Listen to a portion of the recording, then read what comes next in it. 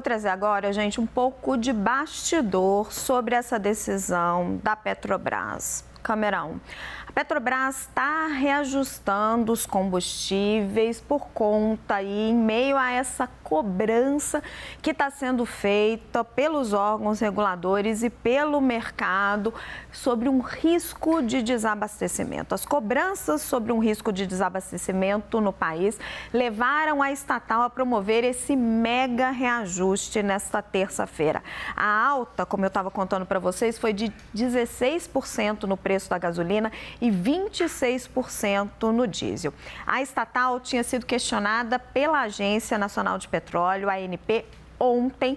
Ontem, o pessoal da ANP telefonou para a companhia para apurar sobre o risco da falta de diesel S10, que é fundamental para o transporte de mercadorias. Conforme nós revelamos aqui no CNN 360, mais de 10 estados relatavam falhas pontuais no abastecimento de diesel, porque as importações de terceiros estavam travadas devido ao congelamento de preços e estava também muito difícil fechar negócio no mercado spot. Além disso, nesta quarta-feira à tarde, agora, ou daqui a pouquinho, acho que daqui um pouquinho mais tarde, vai ocorrer também uma reunião de um comitê do Conselho de Administração da Petrobras, que foi convocada a pedido dos acionistas minoritários para questionar sobre a defasagem dos preços internos em relação ao mercado internacional.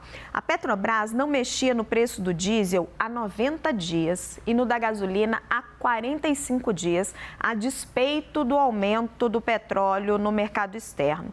Antes disso, ela tinha reduzido os preços. Segundo as fontes que eu converso dentro da empresa, havia pressão do Planalto para evitar reajustes, para não impactar a inflação e evitar qualquer ruído que pudesse levar o Banco Central a não iniciar a queda de juros, o que acabou ocorrendo. Conforme as informações que eu apurei dentro da Petrobras, o congelamento foi tão longo que mesmo esse mega reajuste não zerou a defasagem. Na refinaria de Paulínia, o diesel, depois que a empresa aplicar o reajuste a partir de amanhã, ainda vai ficar 7% abaixo do preço internacional e a gasolina 13%. Já a Federação Única dos Petroleiros, a FUP, que representa o sindicato, e lembro vocês que ela tem uma ligação muito estreita com o presidente da estatal, o Jean Paul Prats, a versão que eles dão é que não havia falta de diesel nem falha pontual no país. Ontem eles soltaram uma nota dizendo que era um ataque especulativo contra a Petrobras e que os distribuidores estavam fazendo estoques para forçar a alta de preços. E está aqui comigo agora para detalhar essa defasagem nos preços dos combustíveis, ele, Fernando Nakagawa. Conta pra gente, Naka. Raquel, é muito interessante essa tua apuração, porque a diferença de preços da Petrobras, aqueles praticados pela Petrobras com as distribuidoras em relação ao mercado internacional, vinha crescendo bastante. E mesmo com este aumento nada desprezível, que segundo os analistas que acompanham a Petrobras do ponto de vista do investimento, as ações, eles foram surpreendidos para cima, porque o aumento veio maior do que muita gente esperava. Estavam achando que a Petrobras seria mais comedida neste aumento de preços. E mesmo assim, como você traz de apuração, esta defasagem continua, e ela continua nada desprezível. Então, são 7% no diesel. Estava em 2 dígitos até então, dependendo do polo Petrobras, 12%, 13%, 11%. E no caso da gasolina, ele cai de um patamar próximo de 15% para o caso de Paulínia, conforme a tua apuração, para 13%. Mesmo assim, portanto, os preços da Petrobras estão abaixo da paridade de importação, a referência que era usada pela companhia até o começo deste governo, até poucos meses atrás. Para além deste efeito, é interessante entender como isso vai afetar um outro assunto que é muito caro à equipe econômica, que é a política monetária. Por que eu estou dizendo isso? Porque a gasolina é o preço mais importante da inflação brasileira. Como produto, responde pela maior fatia dentro dos centenas de preços do IPCA. E segundo cálculos de economistas, este aumento anunciado hoje deve, primeiro, gerar um impacto na bomba do litro da gasolina em torno torno de 6%. Então, se a média ANP da gasolina hoje no Brasil todo está em R$ 5,53, é de se esperar que ao longo dos próximos dias o aumento leve a gasolina para uma média de R$ 5,86 o litro. Primeira fase do impacto. Como que isso vai chegar na inflação? Chega pela gasolina e também por outros combustíveis, porque o diesel também está aumentando e o etanol costuma acompanhar os preços da gasolina. Ao todo, segundo o pessoal da Warren Hena, que é a corretora, teremos um aumento de 0,38 ponto percentual no IPCA entre os meses de agosto e setembro. Dessa forma, Raquel, o IPCA do ano, que eles estavam esperando em 4,60%, deve terminar o ano mais próximo de 5%. Por que é isso importante? Se a inflação deste ano e dos meses seguintes estiver mais acelerada, o Banco Central tem menos motivos, menos razões para continuar o corte de juros ou para estabelecer as quedas previstas até agora. Então, é um tema a se observar o impacto desse aumento nos preços e na inflação. Para além disso, Raquel, um impacto que agora, neste momento, está muito visível e foi observado desde o anúncio lá no comecinho do dia, é a reação dos investidores. Os investidores foram, de fato, pegos de surpresa. Havia expectativa de que nesta semana, de fato, teríamos um aumento, mas ninguém estava esperando um aumento dessa magnitude, 25,80% no caso do diesel e 16% na gasolina. Por isso, as ações da Petrobras estão agora subindo mais de 2% na B3. Você vê o quanto que o mercado, depois do fim da política de paridade da Petrobras, estava confiando pouco na empresa para reajustar os preços. A gente tem o resto do nosso time de análise todinho para a gente puxar um pouco pela análise política. Quem é que está conosco?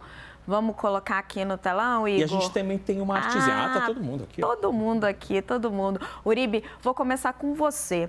Como é que ficou o clima no Palácio do Planalto? Porque diversas fontes vinham relatando para a gente a pressão do governo Lula, conversas dele com Jean Paul Prats, pedindo para não reajustar o preço dos combustíveis para evitar o impacto na inflação. Lula foi convencido de que era preciso subir os preços?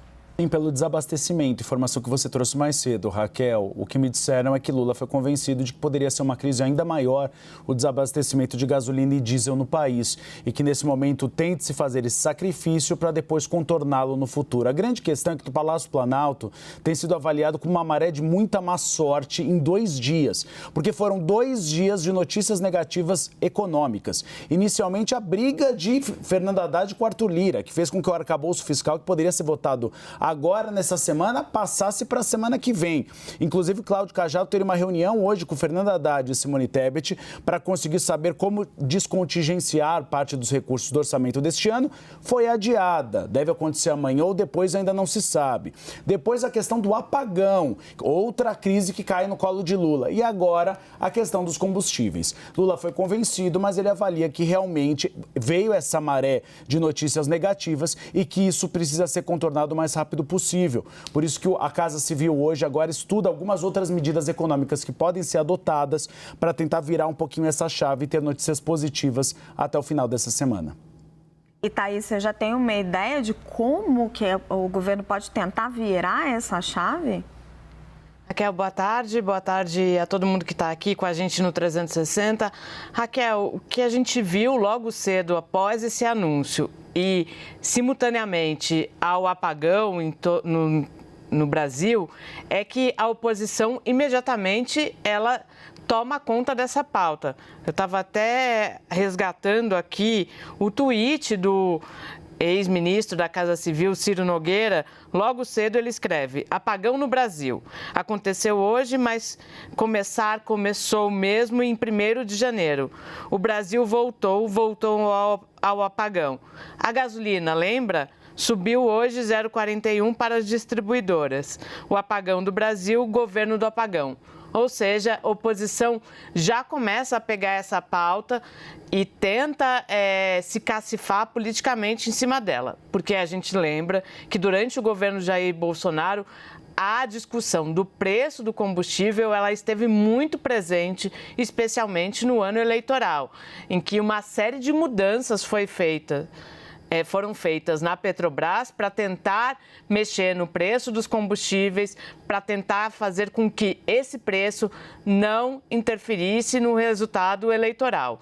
Então, neste momento, o que a gente vê é que a oposição começa a surfar um pouco nesses dois grandes temas desta terça-feira aqui em Brasília. Opa, muito bem lembrado, Thaís, porque quem começa a fazer buracos ali na política de paridade de preços da Petrobras foi o governo Jair Bolsonaro, quando mudou sucessivamente o presidente da Petrobras, porque os presidentes se recusavam a não mexer nos preços conforme eles oscilavam e depois fez todas aquelas mudanças no Congresso Nacional com impostos para poder baixar os preços dos combustíveis. Agora, Yuri, você esteve recentemente no Rio de Janeiro para um café da manhã na Petrobras, conversou com Jean Paul Prats. O quão seguro ele está no cargo hoje?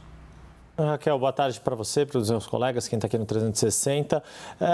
Naquela ocasião, isso já faz coisa de quase um mês, que foi um balanço de 6 meses da gestão dele à frente da Petrobras, estava bastante seguro no cargo e me parece que ao tomar essas atitudes de agora, até pelos resultados que tem entregado em termos de cotação da empresa, mas ao mesmo tempo ter um discurso que vai em linha com o que pensa o PT em relação à gestão da Petrobras. Basta lembrar que sexta-feira, no anúncio do novo PAC, a Petrobras vai ser responsável por um volume muito significativo de investimentos. Me foge agora a cifra que foi anunciada, ainda que sejam investimentos conhecidos ou já programados dentro do planejamento da estatal. E vale lembrar que há um alinhamento muito nítido entre a gestão de Jean Paul Prats, do ponto de vista de defender os interesses da companhia e algumas coincidências com interesses do governo, também numa discussão, por exemplo, da exploração do petróleo na margem equatorial, ali em especial o pedido para fazer um primeiro poço de perfuração exploratória na bacia da Foz do Amazonas. Nisso há um alinhamento entre o que diz a Petrobras, entre o que defende o presidente da Petrobras dentro da estratégia da companhia e o que o próprio presidente Lula tem dito, tem se posicionado do ponto de vista político mais favorável a se chegar a uma solução que permita a exploração, ou pelo menos essa primeira perfuração, do que o bloqueio que existe agora por questões técnicas apontadas pelo IBAMA.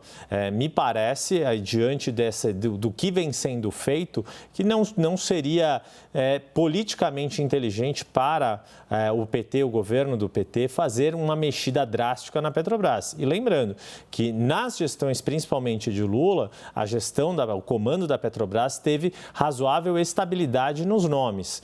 José Sérgio Gabrielli foi durante muito tempo, José Eduardo Dutra foi o primeiro presidente quando o Lula assumiu em 2003 e tiveram permanências bastante estáveis. Então, ainda que seja um cargo que, pelo que a gente viu no governo passado, passou por muitas mudanças, principalmente na segunda metade do mandato, não me pareceu que haja nenhum tipo de receio de instabilidade política nesse momento.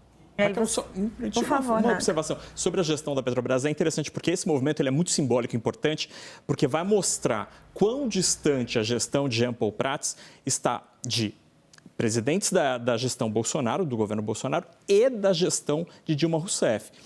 Jean Paul Prats tem uma posição no meio disso daí. Não é tão alinhado ao mercado como foi no governo passado, mas está tentando mostrar que não vai ser tão ignorar o mercado como foi no governo Dilma Rousseff. E esse movimento hoje ele é muito importante porque é o primeiro movimento dele, independente, para mostrar onde estará a Petrobras nessa linha.